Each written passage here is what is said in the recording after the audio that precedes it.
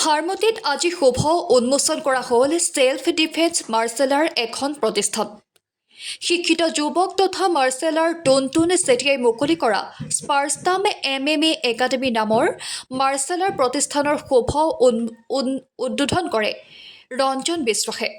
ঠেঙাল কছাৰী সাহিত্য পৰিষদৰ কাৰ্যবাহী সদস্যদ্বয় ক্ৰমে কেশৱ নেওগ আৰু ধনেশ্বৰ হাজৰিকা উপস্থিত থাকে প্ৰতিষ্ঠানটোৰ শুভ উদ্বোধন কৰাৰ সময়ত। আনহাতে টুনটুন চেতিয়াৰ পিতৃ হেম চেতিয়াই আঁতৰা অনুষ্ঠানটোত যথেষ্ট সংখ্যক ৰাইজ উপস্থিত থাকে। বিশেষকৈ সকলোৱে যাতে ছেল্ফ ডিফেন্স অৰ্থাৎ আত্মৰক্ষাৰ সকলো কৌশল আয়ত্ব কৰিব পাৰে তাৰ বাবেই এই পদক্ষেপ ল'বলৈ এই প্ৰতিষ্ঠানটো মুকলি কৰা হৈছে বুলি স্বত্বাধিকাৰ টুনটুন চেতিয়াই জনাইছে। বয়সৰ কোনো ধৰা বন্ধা কথা নাই আৰু যুৱক যুৱতী সকলোৱে অংশগ্ৰহণ কৰিব পাৰিব। স্পাৰ্টাম MMA একাডেমী নামৰ ছেল্ফ ডিফেন্স প্ৰতিষ্ঠানটো লখিমপুৰ জিলা হাৰমতি কাঠনি ৰোডস্থিত আসাম গ্ৰামীণ বিকাশ বেংকৰ কাষতে। আপোনাৰ সন্তানক আত্মৰক্ষাৰ সকলো কৌশল আয়ত্ব কৰিবৰ বাবে আৰু নিজৰ লগতে পৰিয়ালৰ সকলোকে সুৰক্ষা দিয়াৰ ক্ষেত্ৰত সকলো কৌশল আয়ত্ব কৰিবলৈ আজি নামভৰ্তি কৰক স্পাৰ্টাম MMA একাডেমীত।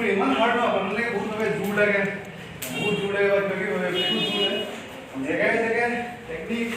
बहुत बड़ा अपना थोड़ी सी में यूज हुए मेनली अपना बाय देखो लेकिन कोई अनेक माइलो पाए बोला अपना धीरे बॉक्सिंग में থাকে ইয়াত রিপস ওপর ধৰি কেনে কেনে স্ট্ৰং মানে এটো ট্ৰেন কৰম ইয়াত আপোনাৰ ধৰি লম বক্সিং এনেকৈ ধৰি আপোনাৰ ফিষ্ট ওপৰ ধৰি এলবো লৈকে কমপ্লিটলি স্ট্ৰং হৈ যাব আৰু স্ট্ৰং লগত তেওঁ নিজৰ এটা কনফিডেন্স দিলে বস্তুটো বহুত জৰুৰী আজিকালি লাইফত মানে কিক্স বক্সিং ইয়াতে হ'ব।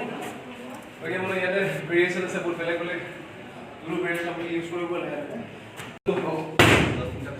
এনেকৈ প্ৰ লেভেলত যাবগৈ এনেকৈ আপোনাৰ লখিমপুৰ জিলাৰ হাৰমতি কাঠনিস্থিত আজি আমাৰ যি টুনটুন চেতিয়াৰ দ্বাৰা যিটো স্মাৰ্টান্স একাডেমী অপেনিং কৰিলে শুভ উদ্বোধন কৰিলে এই শুভ উদ্বোধন কৰা মুহূৰ্তত আমাৰ মাজত উপস্থিত থকা উদ্বোধক ডাঙৰীয়াদেৱৰ প্ৰমুখ্যে সমূহ উপস্থিত বন্ধুবৰ ৰাইজ আমি সঁচাকৈ আজি আনন্দিত হৈছোঁ যে আমাৰ এই চিনাকি হেমকান্ত চেতিয়াৰ একমাত্ৰ পুত্ৰ টুনটুন চেতিয়াই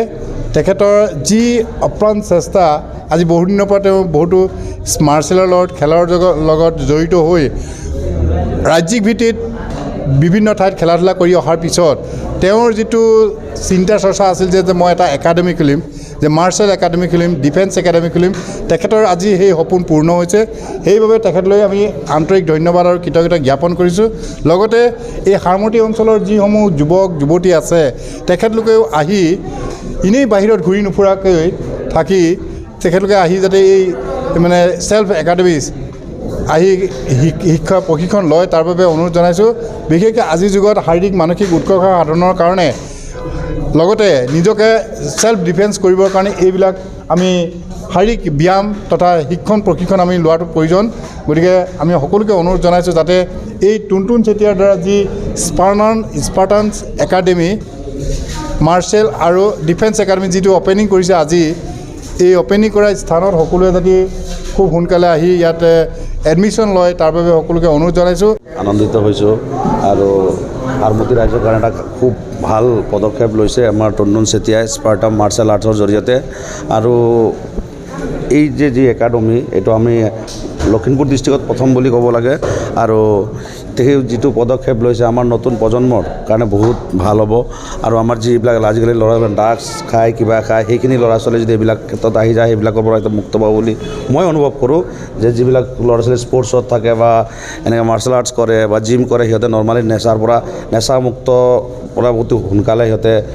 সোনকালে মুক্তি পায়। তো মই সকলো হাৰমতি ৰাইজক এটাই ক'ম, ধুনীয়া এটা পদক্ষেপ লৈছে তেখেতে টুনটুন চেতিয়াই। তেখেতক চবেই আমি